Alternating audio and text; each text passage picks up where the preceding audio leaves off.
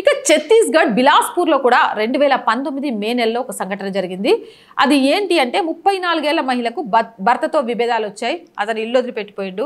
ఇంకా అనేక కుటుంబ సమస్యలు కూడా వచ్చాయి. వాటన్నిటిని పరిష్కారం చేస్తామంటూ అస్లాం ఫైజీ అలియాస్ సుహేల్ రాజా అనే 28 ఏళ్ల మౌల్వి, ఇక్కడ మౌల్వి గుర్తుపెట్టుకోండి, అస్లాం ఫైజీ అనే మౌల్వి మీ సమస్యలన్నీ పరిష్కారం చేస్తా అని చెప్పడంతో ఆమె అతన్ని ఆశ్రయించింది.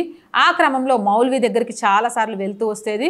ఇక దాంతో ఆమెను బెదిరించి ఆమెపై అఘాయిత్యం చేసిండు ఆ మౌల్వి. కొన్ని రోజుల్లోనే ఆమె సమస్యలు పరిష్కారం అవుతాయని మభ్యపెట్టిండు. మౌల్వి చెప్పిన గడువు గడిచిపోయినా భర్త తిరిగి రాలేదు, సమస్యలు పరిష్కారం కాలేదు. మౌల్వి తనను శారీరకంగా వాడుకుంటున్నాడని అప్పుడు ఆమెకు అర్థమైంది. ఎమ్మటే పోలీసులకు ఫిర్యాదు చేసింది. కేసు నమోదు చేసిన పోలీసులు మౌల్విని అరెస్ట్ చేసిండ్రు. ఇక్కడ మౌల్వి అని రాయడానికి వచ్చిన నష్టం ఏంది? కానీ ఈ వార్తను నయీ దునియా పత్రిక 2019 మే 26న ప్రచురించింది. యథావిధిగా మహిళపై అఘాయిత్యం చేసిన మంత్రగాడు అని రాసుకొచ్చింది. మౌల్వికి మంత్రగాడికి తేరా లేదా? రాసేటోడికి దిమాక్ లేదా? అంతేకాదు, ఆ కథనానికి వాడిన బొమ్మలో రుద్రాక్షలు ధరించి పట్టుబట్టలు కట్టుకొని నుదుట కుంకుమ బొట్టు పెట్టుకున్న వ్యక్తి చిత్రాన్ని ప్రచురించింది. మౌల్వీలు ఇవన్నీ చేస్తారా అంటే హిందూ మంత్రగాడు మహిళను లోబర్చుకొని బలవంతంగా ఆమెను అనుభవించాడు అనే అర్థం వచ్చేలా ఆ కథనం చెప్పకనే చెప్పింది. ఇక హర్యానా గుర్గావ్ సమీపంలోని సోహ్నా గ్రామానికి చెందిన దీన్ మొహమ్మద్ అలియాస్ దీను వయసు 65 ఏళ్లు. అతనికి 3 భార్యలు, 10 మంది సంతానం. 2002లో అతను స్థానిక గ్రామ పంచాయతీ అధ్యక్షుడిగా పనిచేశాడు. తనకు దయ్యాలు భూతాలను వదిలించగల శక్తి ఉందని, అనారోగ్యాలను బాగు చేస్తానంటూ చెప్పుకున్న ఆడవాళ్లను ఆకట్టుకునేవాడు, లైంగికంగా వేధించేవాడు. తమ చెడు అనుభవాల గురించి బయటకు చెప్పుకోలేని మహిళలు మౌనంగా ఉండిపోయేవాళ్ళు. 2016లో ఒక 19 ఏళ్ల యువతికి అనారోగ్యంతో బాధపడుతుంటే తల్లిదండ్రులు ఆమెను దీను దగ్గర తీసుకొచ్చారు. యువతి అనారోగ్యాన్ని తగ్గిస్తాననే వంకతో దీను ఆమెను పలుసార్లు బలాత్కరించాడు. అంతేకాదు, ఆ యువతిని చికిత్స కోసం తీసుకువెళ్లిన ప్రతిసారి ఆమె తండ్రి దగ్గర నుంచి 5,000 వసూలు చేసేవాడు. చివరికి విషయం తెలుసుకున్న తల్లిదండ్రులు 2016 జూలై 31న సదర్ గుర్గావ్ పోలీస్ స్టేషన్లో ఫిర్యాదు చేశారు. దాని ఆధారంగా పోలీసులు దీన్ మొహమ్మద్ను, అతన్ని సహకరించిన ధరాబ్ ఖాన్ అనే అనుచరుని అరెస్ట్ చేశారు.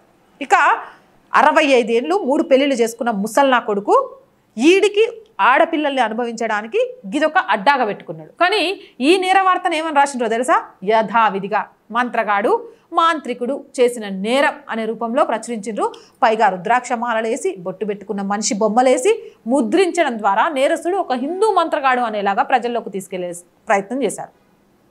ఇంకా పతాక శీర్షికల్లో కూడా మంత్రగాడు అనే పద ప్రయోగంతో ఎవరో హిందువే నేరానికి పాల్పడ్డాడు అనే భావం కలిగించేలా రాసుకొచ్చారు. బిజినెస్ స్టాండర్డ్, ఇండియా టుడే పత్రికలు హర్యానాలో టీనేజ్ యువతిని రేప్ చేసిన మంత్రగాడి అరెస్ట్ అని హెడ్లైన్ పెట్టాయి. టైమ్స్ ఆఫ్ ఇండియా ఒక అడుగు ముందుకు వేసి 10 మంది పిల్లల తండ్రి అయిన గురుగావ్ మంత్రగాడిని యువతి రేప్ కేసులో అదుపులోకి తీసుకున్నారని రాశారు. ఇవన్నీ చూస్తుంటే ఏమనిపిస్తుంది? ఈ వార్తలన్నీ చూస్తే అర్థమయ్యేది మనకొకటే, ఈ దేశపు మీడియాకు హిందువులంటే ప్రేమ లేదు. ముస్లింలు చేసిన ఆకృత్యాలను సెక్యులరిజం ముసుగులో దాచిపెడతారు. చాలా సందర్భాల్లో మాత్రం హిందువులే ఆ నేరాలకు పాల్పడ్డారా అని అనుమానాలు కలిగేలా చేస్తారు. అలాంటి సంఘటనల విషయంలో పాత్రికేయులు సంయమనం పాటించాల్సిన అవసరం ఉంది. ఏదైనా ఒక వార్తను చూడగానే ఇగో చూసినావా, మీ హిందువులంతా మాతాజీల పేర్లతో, స్వామీజీల పేర్లతో, పకీర్ల పేరుతో ఇలాంటివన్నీ చేస్తారంటే, అరే ముందు ఆడెవడనేది తెలుసుకో. పత్రికలో వచ్చిన పేరును బట్టి కాదు. ఈరోజు సెక్యులరిజం అనే పదానికి రాజకీయ నాయకులు భారతదేశంలో అనేక మంది భయపడటమే కాదు, మీడియాలో కూడా కొందరు భయపడుతున్నారు. అందుకే ఆ సెక్యులరిజం ముసుగులో హిందువులను బలిపశువులను చేస్తున్నారు. అసలు విషయం తెలుసుకోర్రా అని చెప్పండి. ఏదేమైనా వాస్తవాలను తెలియచేయాలి. సెక్యులరిజం అనే పదానికి భారతదేశంలో బలవుతున్న అనేక విషయాలు, లేకపోతే అభాస పాలవుతున్న హిందువుల గురించి తెలియాలి అనే ఉద్దేశంతో విఎస్కే ఆంధ్రప్రదేశ్ వారి సౌజన్యంతో ఈ వీడియో చేయడం జరుగుతోంది. మరి ఈ వీడియోపై మీ అభిప్రాయం ఏంటి? నిజంగా చెప్పండి. భారతదేశం ఈరోజు సెక్యులరిజం, లౌకికవాదం అనే పదాలకు భయపడుతుందా లేదా? ఆ ముసుగులో సనాతన హిందూ ధర్మాన్ని తొక్కేస్తూ హిందువుల మనోభావాలను గాయపరుస్తున్నారా లేదా? మీ అభిప్రాయం ఏదైనా నిస్సంకోచంగా కామెంట్ సెక్షన్లో తెలియజేయండి. చాలా మంది వీడియోస్ చూస్తున్నారు, బట్ ఆర్ వాయిస్ ఛానల్ని సబ్స్క్రైబ్ చేయడం మర్చిపోతున్నారు. So please subscribe our channel. మీరు చేసే ప్రతి సబ్స్క్రిప్షన్ మన కుటుంబం యొక్క వ్యవస్థను పెద్దదిగా చేస్తోంది.